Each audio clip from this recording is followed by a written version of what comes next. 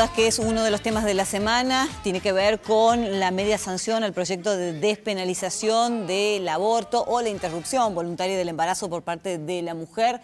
129 votos a favor, 125 en contra y una abstención. Esto ha determinado que ya tenga que discutirse ahora en el Senado. Betiana Cabrera es médica, pero también además es integrante de Agrupación Mujeres de la Matria Latinoamericana. Hablamos de Mumalá. Y también está Memé Moscoso con nosotros, integrante del portal de Belén, una vez más para discutir sobre algo que ya ha sucedido, ¿no? Que es concreto, que tiene que ver con esta media sanción.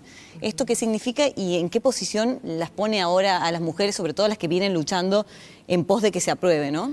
Bueno, la verdad es que todavía estamos muy emocionadas y muy conmovidas, no solamente por el resultado que se dio en la Cámara, sino también por toda la movilización social que significó. Estamos hablando de 1 millón de personas en Buenos Aires. Bueno, muchas de nosotras viajamos porque para nosotras es un momento histórico. Hemos empujado muchísimo para llegar hasta acá y no nos queríamos perder de ese momento colectivo, de encontrarnos con mujeres y organizaciones de todo el país. Entonces, lo cierto es que muy emotivo, muchísima alegría. Y por supuesto, ahora estamos expectantes. Sabíamos que estábamos en una situación de paridad técnica, ¿no? Que teníamos muchas posibilidades de ganar, pero si ganábamos era por una diferencia ajustadísima, como lo fue, contando hasta último momento, recibiendo llamadas de diputados, diputadas que decían, no, bueno, miren, yo la verdad que no soporto más la presión, yo la verdad que tengo que volver a mis provincias, yo la verdad que no. Entonces, fue un momento muy álgido. Bueno, ¿no? sintieron presiones. En el caso de quienes no están a favor de esta legalización, ¿también sintieron esas mismas presiones por parte...?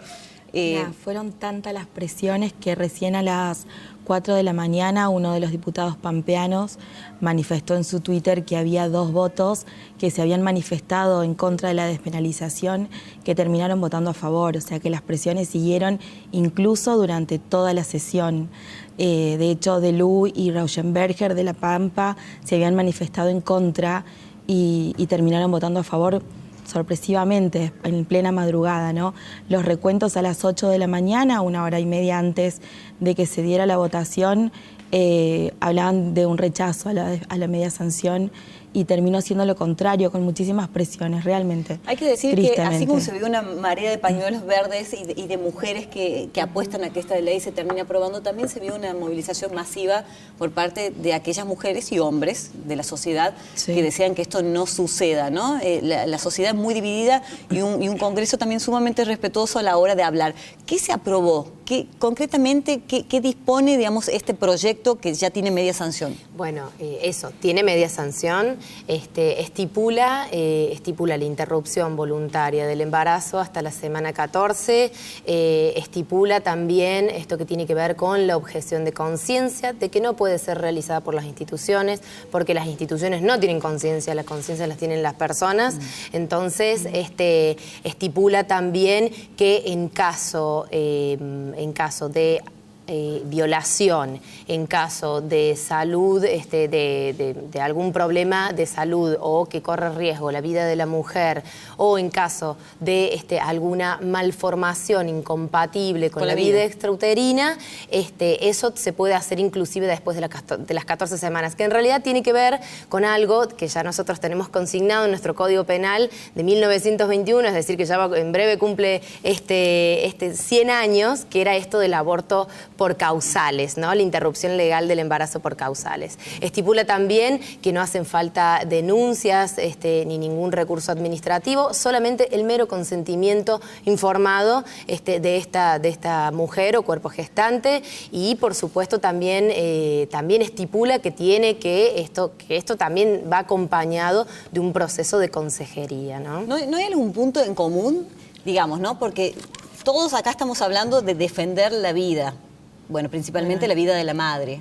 Pero ¿no hay algún punto en común en donde uno se pueda poner de acuerdo? Siempre es digamos, tan lineal la situación de que no se puedan dar excepciones de mujeres que... Creemos que sí, y eso tiene una razón de ser. Digo, partimos de presupuestos diametralmente opuestos. Uno tiene que ver con el reconocimiento objetivo del inicio de la existencia de las personas, de los seres humanos, no hablamos de personas, que eso es una categoría jurídica, sino de los seres humanos, y desde cuándo esos seres humanos el sistema jurídico les tiene que dar protección.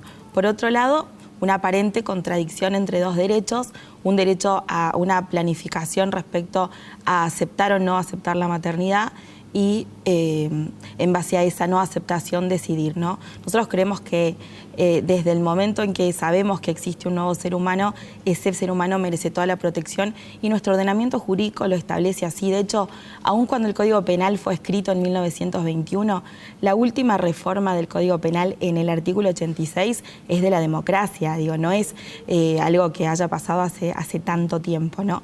Creemos que no hay forma de conciliar porque la distancia representa la aparente creación de un nuevo derecho que niega un derecho fundamental como es el derecho a la vida.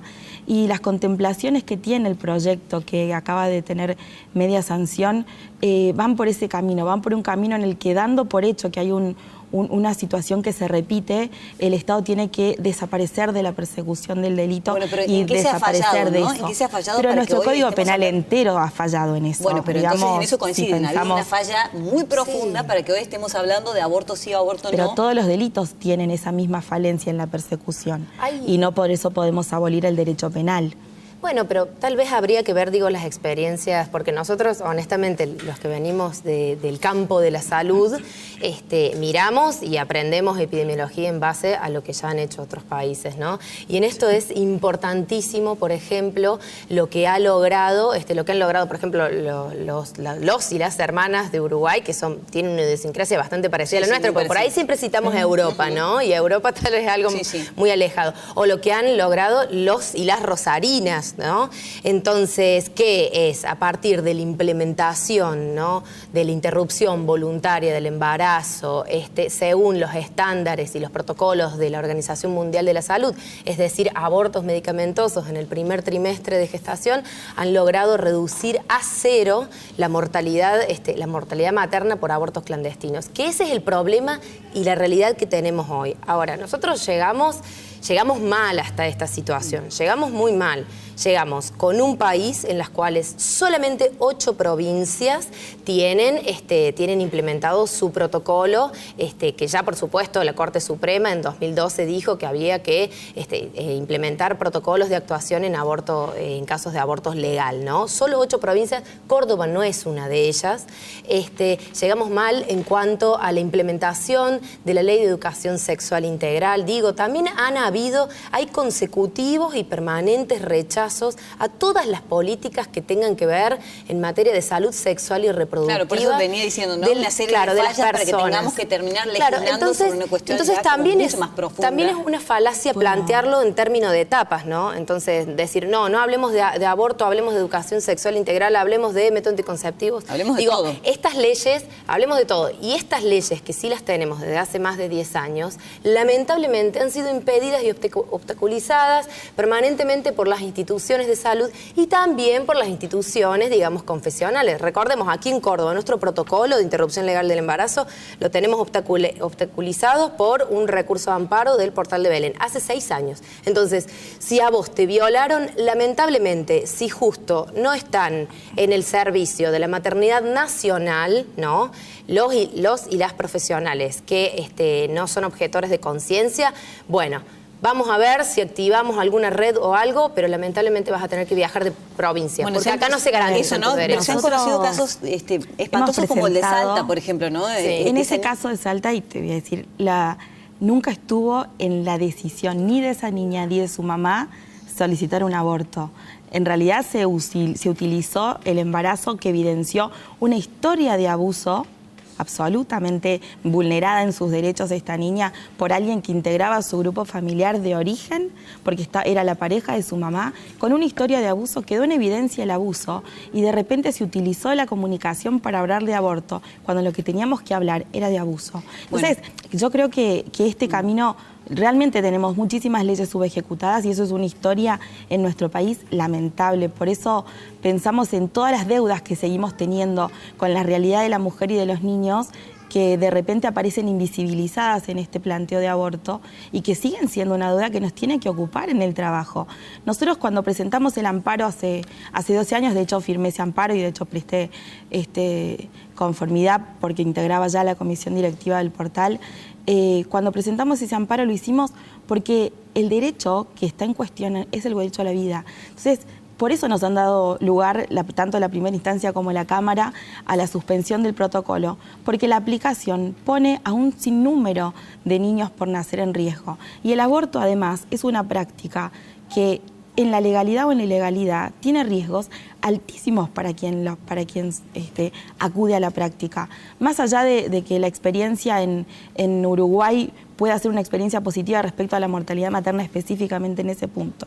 Nuestro país tiene una mortalidad materna que tiene números enormes en causas de nutrición, que tiene números enormes en suicidio, que tiene un número enorme en causas obstétricas directas. Las mujeres mueren más por parir recién nacidas, por querer dar vida, y de repente no nos estamos ocupando de que el sistema de salud realmente se ocupe de la salud real de las mujeres y de los niños. Ahí coinciden, ahí coinciden. Que en realidad no es solo la realidad de Argentina. Digo, según la OMS,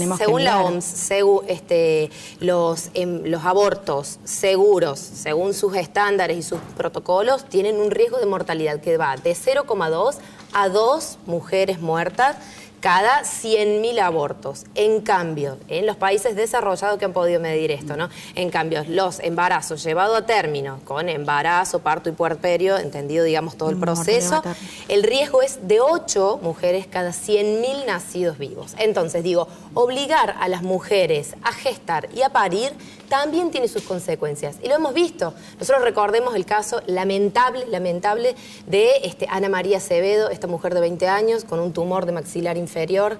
Ella, primero, por supuesto, cuando fue a hacerse atender, ya detectaron que tenía un embarazo en la semana 13. Los médicos en la institución no solo que se negaron a atenderla, sino que se negaron a derivarla, ¿no? ¿Cómo termina la historia? Bueno, la historia termina que a Ana María Acevedo no solo no recibe tratamiento por su patología de base, no solo que no se realiza la interrupción legal del embarazo para poder hacerse tratamiento quimioterápico, solamente se le da alguna medicación paliativa, porque no toda la medicación paliativa no es teratogénica, y lamentablemente ella fallece en realidad le inducen un parto con 20 semanas, por supuesto no hay viabilidad extrauterina, fallece a las pocas horas ese bebé, ella fallece a las 2 semanas posteriores, dejó 3 niños, ¿no? Y su madre, por supuesto, la vimos en el Congreso hablando a favor. Es un caso, ¿no? Como tantos otros. Lo que estoy celebrando es que podamos hablarlo y que podamos discutirlo de esta manera. Ha sucedido en el Congreso, sucede en las calles, sucede, por ejemplo, en esta mesa. Todavía queda un largo debate, esto tiene que ver con la Cámara de Senadores, y les voy a pedir, en pocas palabras, ¿por qué no debiera aprobarse y por qué sí debiera aprobarse? ¿Por qué no debiera aprobarse? No debiera aprobarse porque hay cuestiones sobre las que no se puede avanzar, no se puede aniquilar un derecho para otorgar otro aparente, ¿no? El derecho a la vida es el fundamental derecho que tenemos todos los seres humanos y que el Estado tiene la obligación de reconocer, no de otorgárnoslo. Es decir, forma parte de todo nuestro ordenamiento jurídico la protección a la vida naciente, y por eso vamos a seguir trabajando con independencia de la media sanción, vamos a seguir trabajando, generando conciencia respecto a las obligaciones que tenemos todos en construir realmente una sociedad y una realidad en nuestro país en la que se respeten los derechos desde la concepción. Gracias. Debería aprobarse en senadores porque justamente esto tiene que ver con atacar un problema que tenemos hoy real, latente, ¿no? Que es esta discusión de abortos clandestinos vinculados a complicaciones y a mortalidad materna, y por otro lado, aborto legal, ¿no? Para paliar con esta situación y que el Estado se haga cargo, y también, ¿no? Porque estamos dándole el derecho a decidir a estas mujeres, a estos cuerpos gestantes. Ellas son sujetas de derecho en su gran mayoría, también son madres, ¿no? En un 60% ya son madres de otros niños y niñas, en su gran mayoría es porque han tenido un fallo de un método anticonceptivo, y lo cierto es que ellas deberían poder decidir sobre su propio cuerpo, ¿no? Tienen derechos. Y bueno, también porque es parte de una tríada que nosotros siempre decimos y sostenemos e impulsamos y peleamos férreamente, ¿no? Que es esto de educación sexual para decidir, anticonceptivos para no abortar y aborto legal para no morir. Gracias a ambas. Seguramente esta discusión seguirá, va a continuar. Bueno, les vamos a contar quién es nuestra artista de la semana. Tiene que ver con una escritora, hablamos de Paz Casas Nóbrega, y fíjense que el viernes pasado fue el Día Nacional del Libro, y en este caso la colección que les mostramos a continuación es una colección de libros digitales. Se llama Las Ciudades Hermanas de Córdoba, muestras los distintos hermanamientos que tiene la docta con lugares de Iberoamérica. Lo interesante es que se pueden descargar de forma absolutamente gratuita. Y esta vez no hablamos de un libro en mano, en papel, pero sí un libro digital, que es lo que se viene.